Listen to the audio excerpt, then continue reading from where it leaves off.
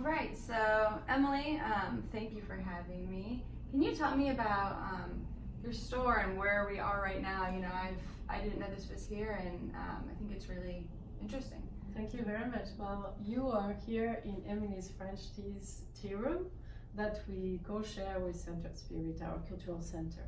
So I'm really happy to be invited and to talk to you a little bit more about my passion. Yeah, and you even made some tea for us here today. Yes, so. here we have a tea called Nuit à Versailles. It has a blend of bergamot and some yellow peaches and a little bit of kiwi. Mm. So obviously, you know, you're passionate about tea, and I'm interested to know when you really experienced the benefits of tea and tea ritual for the first time. So can you tell me a little bit about that? Yeah, well, it really comes down to my childhood. At home, my mother was a tea drinker, and she really kind of put me into that since I was young. And I always remember her in the morning, that would be the first thing she would have. And so we would have tea in the morning, and in the evening we had the ritual also to actually, after eating, having what we call in France a tisane, which is what you call here an herbal tea. An herbal tea? Yeah. So that's where I started to experience it. And then during my study, my college time, I remember every time I was doing exam, you would see me studying and having my tea, which helps actually focus. So. Yeah, and so really briefly, can you kind of make that distinction between drinking the tea itself and the ritual of tea? Earlier you spoke to me about the differences, for example, between coffee and that caffeine content and the energy you get from tea. So. Yes, well, the first thing that we don't think about, but tea itself, of course, it's also an herb, but the tea comes from the Camellia simenensis, and for this plant itself, you have different benefits. So more physical benefits, like first it was used for thousands of years because of digestion. It helps for the digestive system, but it also has good things for the heart, the teeth, and also, as I mentioned it has caffeine and another compound that has L-bromine, so it helps the brain in a different way than coffee. So instead of having this big spike, you might have a little bit more time to feel the effect of caffeine, but then it's studied and it helps your brain more focusing somehow. That's more like into really some of the benefits of the plant itself. But I also think like when you make tea, especially using loose leaf tea, so higher quality type of tea, and starting your ritual, whatever it is, for me it's in the morning. That's my first thing that I'm gonna prepare. So I prepare the tea at the right temperature, and then I prepare my setting. So think about people who wants to start their day the right way. Once you're already setting your thing, preparing it, I think you're already in the present moment. It brings me to the present moment, and we don't think about those things. Compare with maybe the coffee drinker is not gonna be happy when I say that, but I feel coffee is always on the go. You don't take the time to sit, and everything. So tea, and if you look at how it's been prepared, I mean, tea is the second beverage after water. So about 120 countries have a ritual with tea. 120 countries? Wow. So if you look from China, of course, where the tea plant is originating, through Japan, India, they all have a ritual, and it includes a lot of things that I love. Socialization, when they receive someone, they will receive them with tea. They'll take the time, and also just taking the time, I guess, is just my big thing. Sure. So. No, I think you make a great point, and you also touched on the fact that it's not that tea is absent from the American culture, but it's just different. So it sounds like, you know, your whole idea here is to kind of educate people about other options for tea, you know, versus just the iced tea that we enjoy in the summer. You know, it's the morning tea, the evening tea. It's kind of a tea for every occasion. Yes, exactly. In fact, a lot of people don't know that in France we have a culture of tea, and what I wanted to, people to experience in our tea room is how I used to go with my mom when we were living in France, and in the tea rooms where it's always really quiet. Completely different than when you go to a coffee shop and you have this exciting, which is great too, I love that. But it's quiet, you always have books everywhere, so you can come alone, which I think it's also great to, hey, you have the right to be alone and to take time for yourself too. Or you come with a friend and you just enjoy it.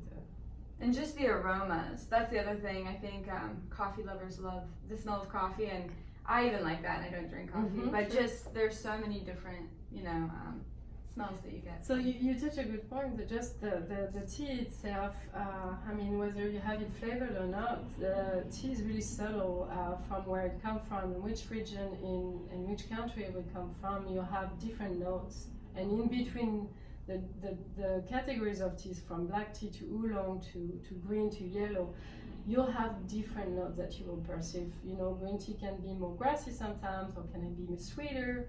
A black tea can have also some notes with, sometimes we use the same language as wine somehow, so it can be a little bit more floral, it can be a bit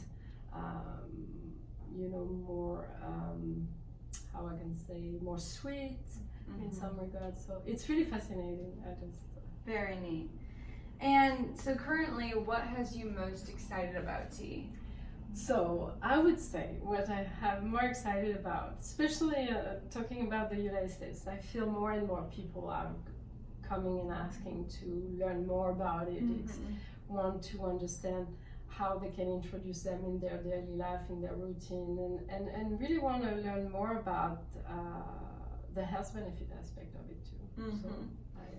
So then with that in mind, what would you say to someone who is like, I don't drink tea, it's not for me? What would you say to them?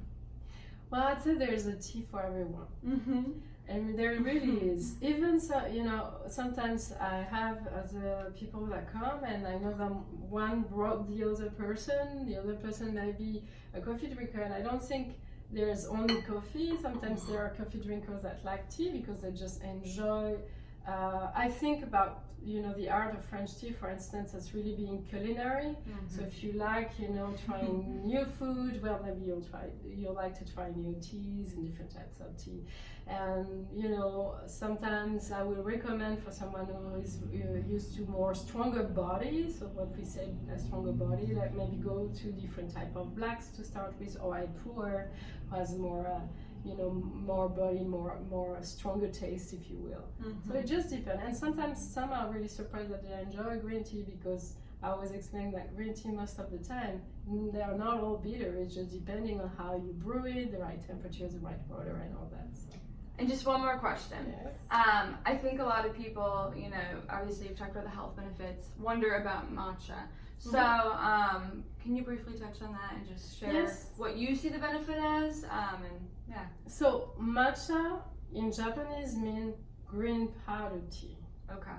So basically it's the green tea that has been powdered. Why it's so actually bright is because about 2 weeks before the harvesting, the crop's gonna be under a shade, which gonna kind of bring up the chlorophyll up. So that's why chlorophyll makes the plant much brighter and kind of a green color.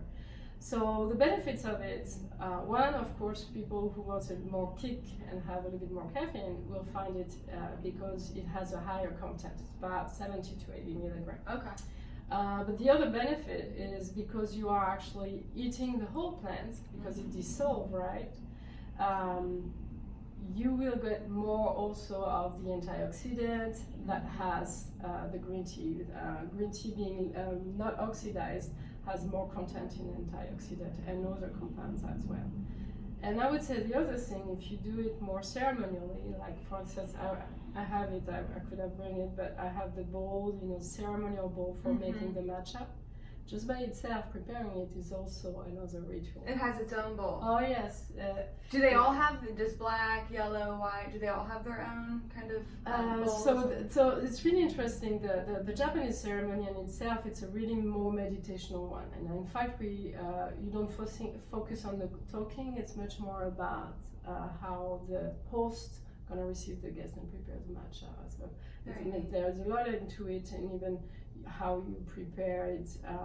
There is a whisk, there is different utensil that you use, and so it's more about being present. And the bowls generally have two faces.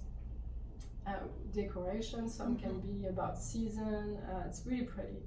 And then the host will offer what he's saying, the most beautiful one to the guest. So obviously there's much more into it. To master the Japanese ceremony, it takes a long time, but give you a little snapshot. So when someone comes here, will you kind of walk them through whatever tea ritual feels right for them? You know. I will, of course. Here I'm serving more in a more what we call more Western way to serve tea, but I also give classes. So some classes I even have some teachers that are more specialized, for instance, in doing the Gong Fu Sha ceremony, which is a Chinese ceremony, and we will do it. So depending, and I explain what type of very neat ceremony can be. Well, thank you for having me. No, thank you for receiving me.